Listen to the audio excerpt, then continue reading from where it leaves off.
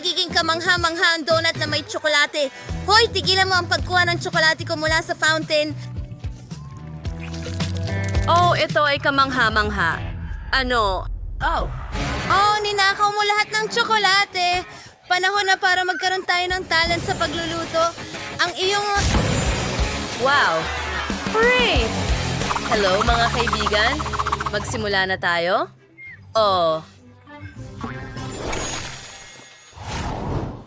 Unang gawain ay isang chocolate fountain. okay. Napakahusay niyan. Ang chef ay may isang lihim kung paano gumawa ng di kapanipaniwalang rainbow fountain na magugustuhan ng lahat. Wow! Una sa lahat, syempre, kailangan ko ang aking lihim na maleta na puno ng masarap na tsokolate. At pagkatapos, mga candy na may lahat ng kulay ng bahaghari na dapat tunawin gamit ang burner, syempre. Ah, Mamma Mia! Magsimula tayo sa lahat ng kulay. Una pula,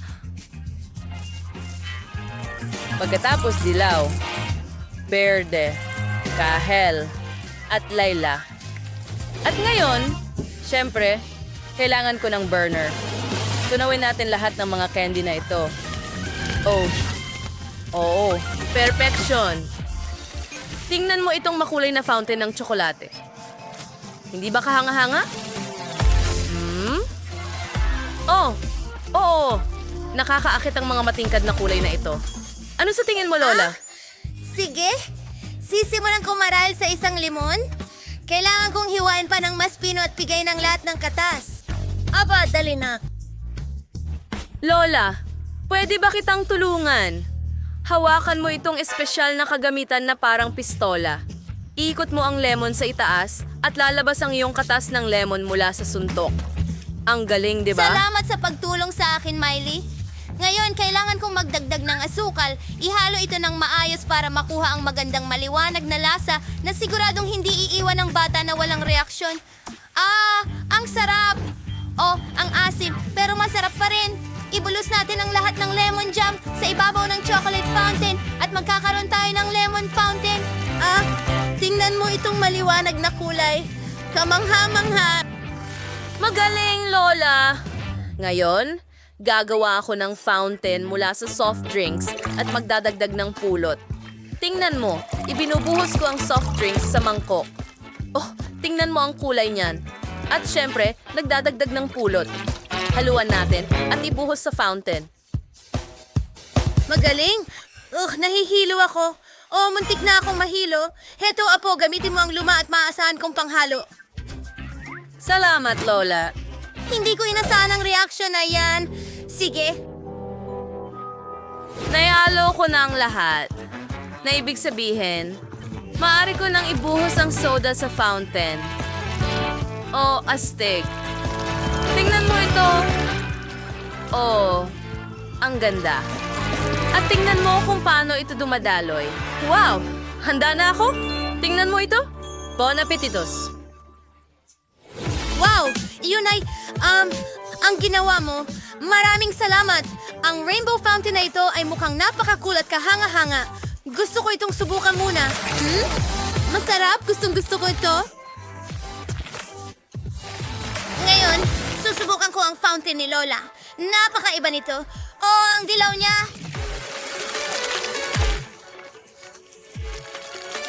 Subukan natin. Anong kakaibang lasa? Pero parang masarap. Hindi ang asim. Ayoko nito. Okay, gumawa na ang kapatid ko.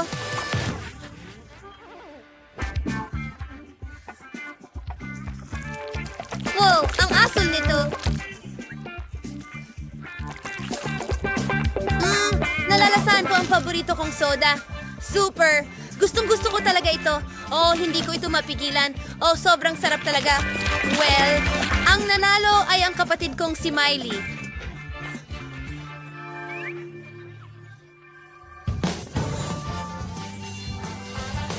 Ako ba, Miley? Oh, salamat. Ray? Ang susunod mong gawain ay gumawa ng masarap na cookies. Tingnan niyo ito, mga kaibigan. Mayroon na akong buong garapon ng mga cookies tulad sa larawan. Oh, ang sariwa at lambot nila. Hindi ko kailangan magluto ng kahit ano. Ang sarap. Tama, Lola? Mas mabuti na gawin itong sariwa, honey. Para maging masarap, maghiwa pa ako ng mga dalandan dahil gustong-gusto ito ng apo kong babae at ilagay syempre sa aking kawali. Pero hiwain muna natin ito. Isa pa. Handa na. Ngayon, ilalagay ko na ito sa kawali at makakagawa ako ng magandang garapon mula sa mga itlog habang ang aking syrup ay inihahanda. Ilang itlog, mantikilya, harina at syempre asukal. Kinedin natin ang dough. Perfecto! Ngayon, kailangan ko ng ilang kagamitan. Narito ang aking rolling pin. Ipakalat natin ang masa at putulin ang mga hugis ng cookie. Ilagay ang lahat sa kawali ng ganyan lang at magdagdag ng mga dalandan sa ibabaw. Ngayon, ilalagay ko ito sa oven. Lola, para manalo sa hamon, kailangan mong mag-isip ng malikhaing paraan. Hindi ko gagamitin ang karaniwang masa, kundi pipintahan ko ito ng maliwanag na kulay para makagawa ng malaking tirintas. Sa palagay ko, matutuwa ang baby. Kailangan mo lang maingat na itwist ang mga cookies at ilagay sa baking sheet. Bawat kulay ay hiwalay, syempre. Pero para sa unang bahagi lang yon. At pagkatapos, itwist natin ito ng ganito. I-roll ulit ito. At syempre, i-roll ito sa mungis malaking bilog na lalibab. Ito ay magiging kamangha-mangha. Ipadala ito sa oven. Ang bango. Naglalaway na si Lola. Paano ba patayin itong oven? Mukhang basag na lahat. Sige, eto na ako. Ay nako, iligtas niyo ako. Sino ang nagsimula ng apoy sa kusina? Oh, Mamma Mia. Sa tingin ko ay handa na ang lahat. Oh?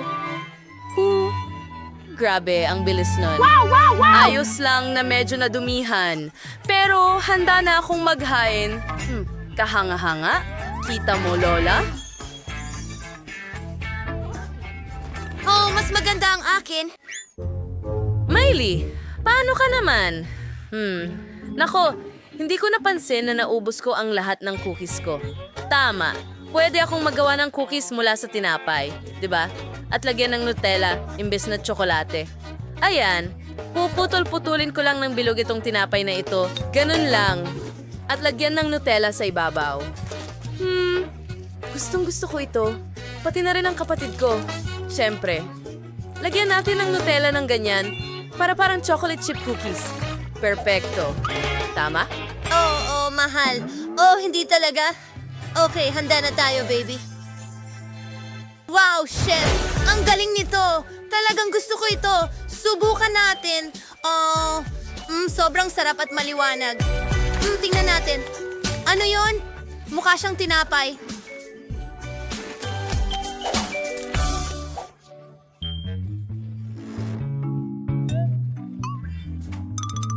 Sige, subukan muna natin ito. Ito ay tiyak na tinapay, hindi biskwit. Hindi ko gusto ito. Sige, subukan natin ito. Mukhang interesante.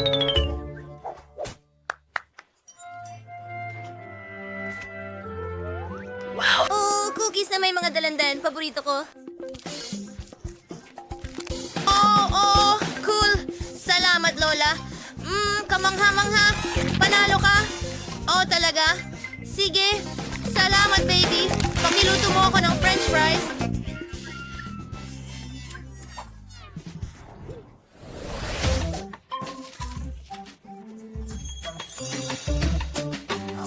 Okay. Isang sandali. At narito ang aking pirma na takip.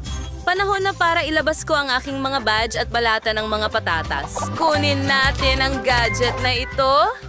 Mas mabilis ito.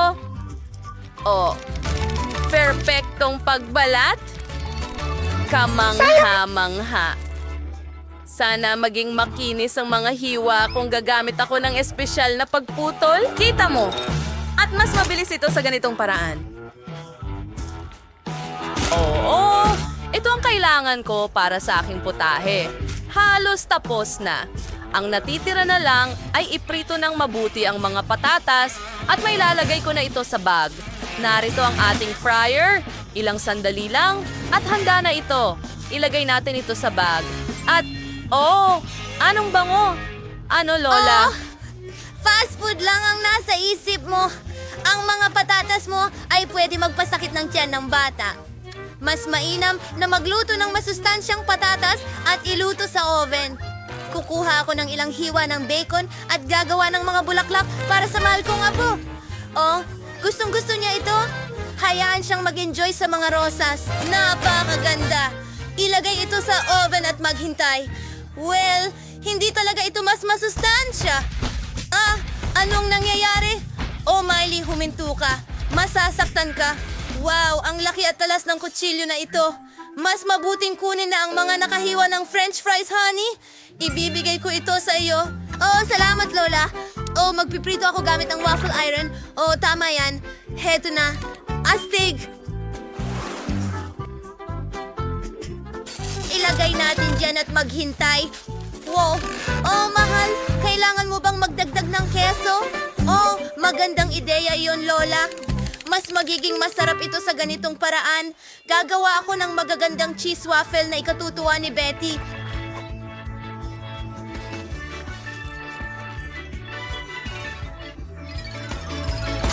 Okay, sana nga. Kumusta ang mga bulaklak ko? Tignan natin. Anong bango?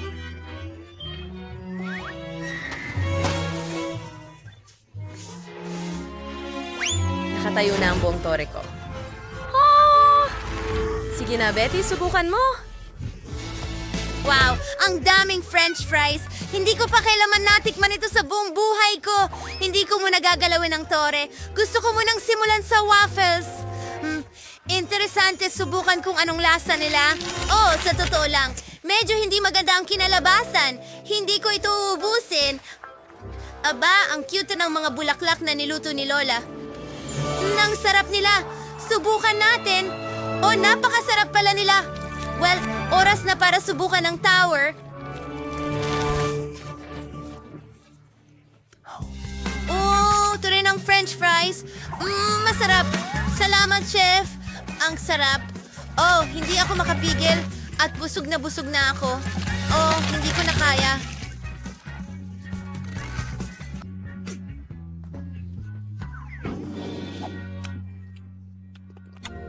Magandang gabi. Mahal, hayaan nating matulog ang ating anak. Hindi natin siya gigisingin. Salamat sa lahat ng nagla-like at nag-subscribe sa aming channel. Isulat sa mga komento kung sino sa tingin ninyo ang nanalo sa huling round. Hanggang sa muli, mga kaibigan.